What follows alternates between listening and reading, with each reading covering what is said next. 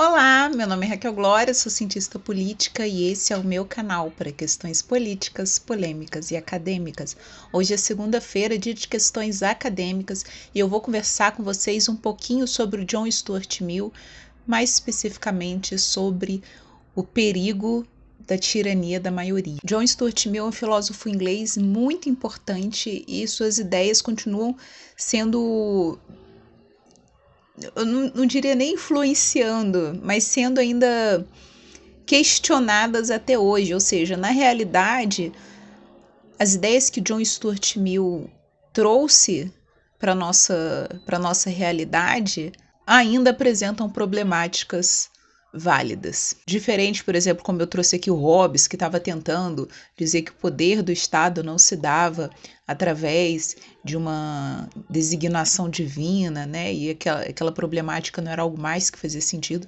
As problemáticas que o John Stuart Mill apresenta ainda fazem sentido hoje em dia. E eu escolhi apenas uma dessas problemáticas para conversar aqui com vocês, que eu acho que é pertinente para o caminho, né, que a gente está construindo aqui nesse canal, que é a questão da tirania da maioria. Existe um tensionamento aí, como a gente já pode observar, entre a figura do indivíduo e a figura da sociedade. Os liberais, por sua vez, potencializam o papel do indivíduo na construção social, potencializam os direitos e princípios individuais, enquanto os conservadores eles estão mais focados na sociedade, né, no crescimento orgânico, natural, gradual, né, que a sociedade tem a partir das suas tradições e das suas culturas. E John Stuart Mill é um liberal, ou seja, ele prioriza o indivíduo, a liberdade individual, as escolhas individuais, os direitos individuais. Ele estudou muito bem as revoluções liberais, apesar de quando ele veio ao mundo já haviam sido encerradas. E ele trouxe para a discussão liberal algo que não era uma problemática, que era a questão da tirania da maioria. O que é essa tirania da maioria? Quando a gente fala sobre democracia, quando a gente fala sobre bem comum e vontade geral, a gente está pressupondo que uma maioria represente os interesses de toda uma sociedade, de toda uma coletividade.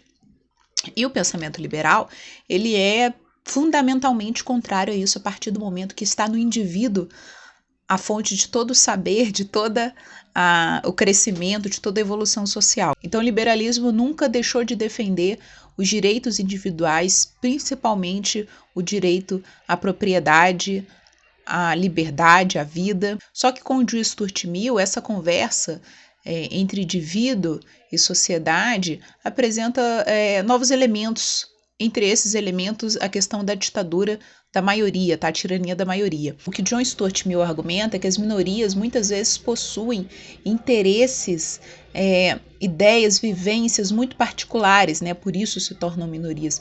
E que esses interesses, essas ideias, essas vivências não podem ser ignoradas ou sobrepujadas ou eliminadas pela maioria. É importante garantir que esses interesses, que essas vivências sejam levadas em consideração, justamente porque é através do indivíduo, ou seja, através das percepções mais particulares, que a sociedade como um todo, que o Estado como um todo, que o mundo como um todo evolui.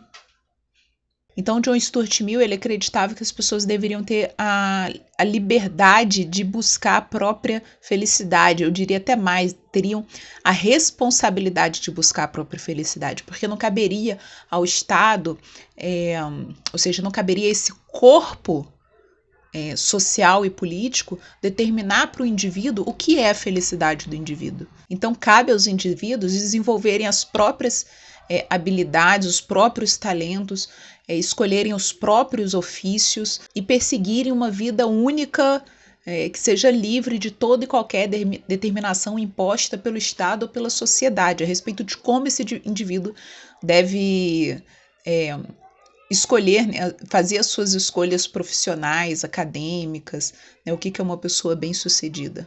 Então, esse elemento de respeito às minorias foi trazido ao liberalismo após revoluções extremamente violentas que não respeitaram os direitos mais básicos que o próprio liberalismo defende. Existem outras contribuições muito fundamentais para o Stuart Mill, para o desenvolvimento do mundo como nós conhecemos hoje, mas eu acredito que essa é a mais interessante. Depois do John Stuart Mill, existiram diversos pensadores liberais, existiram diversos debates, temas polêmicos a respeito do que seria essa ditadura da maioria ou a ditadura do proletariado. John Stuart Mill trouxe para a mesa todas essas discussões e passou a ser pautado de fato com muito mais intensidade a partir da Segunda Guerra Mundial.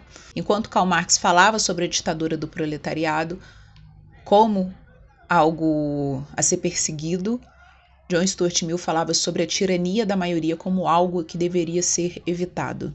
Mas é interessante, né? Depois de diversas revoluções violentas, arbitrárias, que os liberais promoveram, eles, depois de estarem devidamente instituídos, né, firmes, eles passam a se preocupar com a tirania da maioria, né, com a arbitrariedade em relação aos indivíduos. Saiba que esse canal é um canal pequeno, que se você não se inscrever agora, pode ser que você nunca mais me veja na sua vida. Então, se inscreve para você ter a possibilidade de me ver de novo, senão você nunca mais vai me ver na sua existência, tá? Então deixa a sua inscrição para você garantir isso aí. E me diz nos comentários qual que é a sua opinião sobre essa conversa. Eu leio todos os comentários, beleza? Compartilha esse vídeo, aquela coisa que você já sabe, dá o like, blá blá blá, tá bom? Um beijinho para vocês, tchau!